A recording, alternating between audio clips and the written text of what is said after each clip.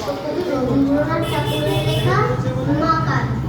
গরুর বর্ণ মধর দেহ, নাম শ্রীযুক্ত রাখাল। জন্ম তাহার হয়েছিল সেই যে বছর আকাল। মশাই বলেন তারে বুদ্ধি যে নেই একেবারে, প্রভাব করতে ছাড়া 6 মাস ধরে নাকাল।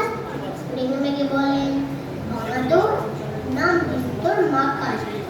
নামটা শুনে ভাবলে প্রথম বাঁকিয়ে যুগল ভ্রু, তারপর সে বাড়ি এসে নৃত্য করলে শুরু।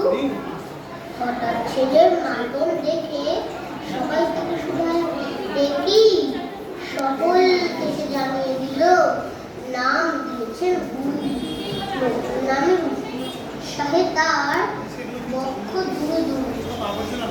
পরে বসলে দাদা বললে কানে কানে মশাই গাল দিয়েছে, বুঝিসতে তার মানে? রাখাল বলল কখনোরা মাঝি আমায় বলেন শোনা, ওই তো গাল না, এ কথা পাড়ার সবাই জানে। আচ্ছা তোমায় দেখিয়ে দেব, চলো তো ওইখানে। টেনে নিয়ে গেল তাকে পুকুর পাড়ের কাছে।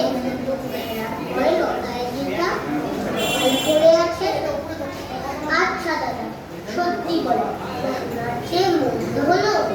তুমি শেষে বলতে কি দাও গাল ফুলেছে গাছে?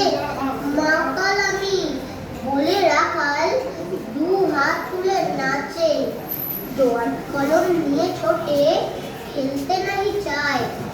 লেখাপড়ায় মন দেখে মা অবাক হয়ে যায়। খাওয়ার সময় অবশেষে ছেলের কাণ্ড করে চোখে পড়ে খাতার পাতাটায় লাইন টেনে নিচ্ছে শুধু মাকা